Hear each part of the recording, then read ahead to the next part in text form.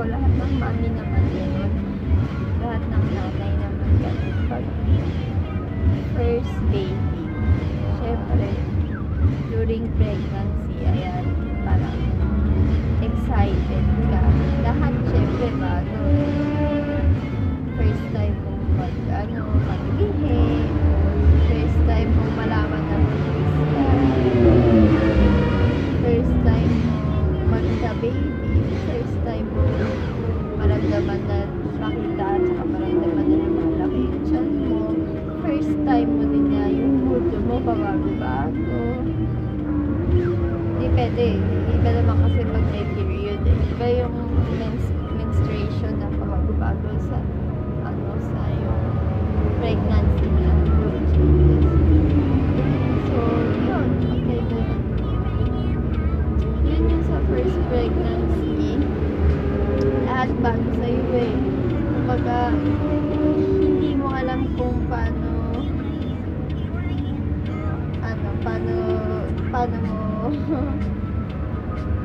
tatanggapin lahat ng yun, bago-bagong ugali, bago-bagong mood, tapos bago ng katawan mo. Emotionally maraming stress during pregnancy. At marami ding masaya during pregnancy. Syempre yung mga matagal hindi tayo mabuntis, ganyan. Pero marami ring stress kasi matagal na panahon kang sexy, bata, lahat nagagawa mo, walang masakit sa'yo, tapos biglang yung meron ka mga pimples, nasaan-saan ka na mukha mo, tapos biglang agkaroon ng mga breakout, tapos yung katawan mo dati pwede mo, sexy mo, puti-puti mo, diba? Tapos biglang may mga parts na kinikili mo, tapos biglang magkakaroon ka ng stretch marks, tapos biglang lalaki yung tiyan mo, yung balakang mo, lalaki yung suso mo, papangit, ganun. Yun yung mga pagbabago sa first pregnancy na pangit, pero sa ibang part maganda kasi may mga tao laki niya na nakikita yung yung paglaki ng tiyan, masaya, tapos excited, diba? Tapos yung pagbabago ng mood, syempre depende sa partner mo kung supportive partner, support partner, ganyan.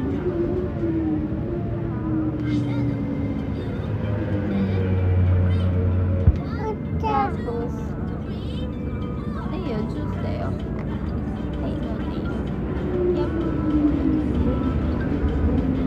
Tapos sa second pregnancy naman, syempre naranasan mo na lahat eh. Naranasan mo na maglihi, tapos naranasan mo na yung magsumasuka, naranasan mo na din yung nagbago na yung katawan mo, syempre hindi ka na from sexy o meron pa rin mga bumabalik yung katawan na sexy sila lang tumakaw, nabuntis ulit, kumangit ulit gano'n. Pero hindi naman lahat, diba? Meron yung iba kumbaga matabaan na tapos malaki na yung tiyan, kaya hindi na gano'n kalaki yung changes. Tapos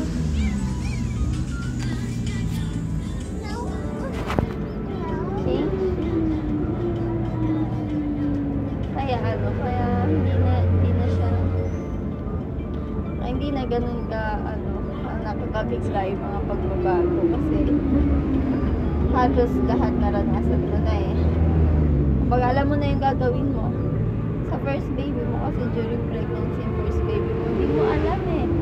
Pag first trimester pa ganito, pag second trimester pa, pag third trimester pa ganito, anong gagawin ko?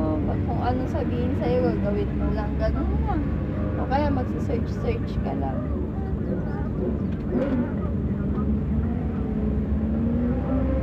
Ay.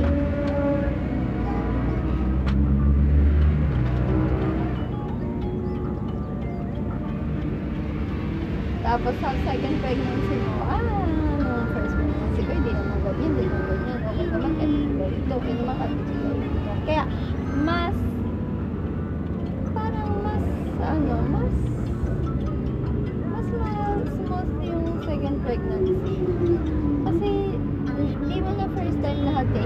ko sa'yo lahat. Nagawa mo na, nangyari na yun sa'yo.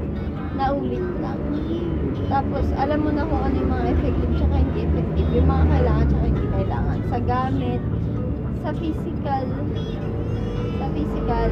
alam mo na, bawa, sobrang taba ko na unang pregnancy, kaya sa second pregnancy, mag-iingat na ako, ganyan. Tapos, or hindi, or naman, pwedeng, vice versa, okay lang naman, lumabay, basta naman, healthy naman, ganyan. Tapos, sa mga parts na alam mo, mangingitim yun, na alagaan mo yun, syempre.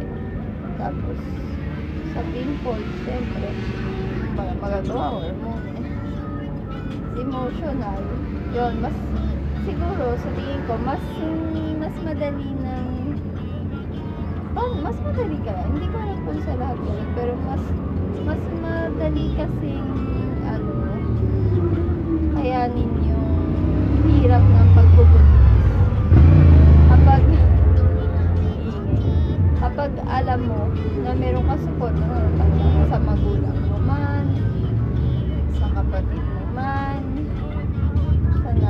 sa asawa mo, yan, sa mga kaibigan, sa pamilya ng asawa, gano'n. Pag nakakatanggap ka ng mga advice at saka ng pag-aalaga at saka naman ng suporta, yung naiintindihin ka bakit maitulog mo, bakit galit ka, bakit pagod ka, bakit masakit ang ganito mo, ba't hindi mo kaya to, ba't hindi mo kaya yan, gano'n.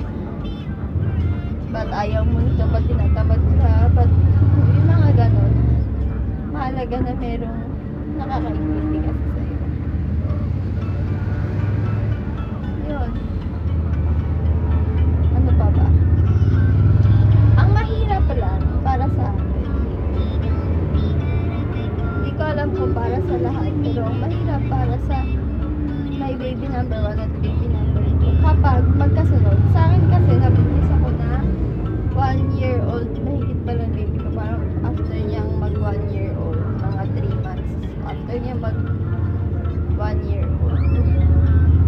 Ano naman, mga 4 months, August, September, o tama, mga 4 months after niya mag 1 year old,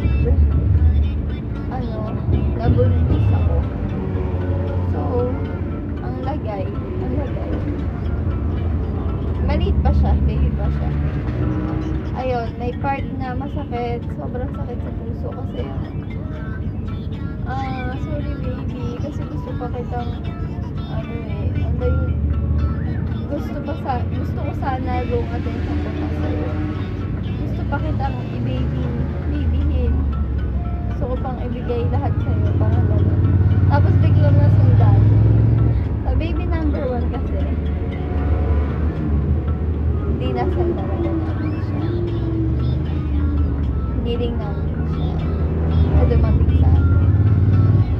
Kasi nawala yung pagbubuntis ko, mga 5 weeks.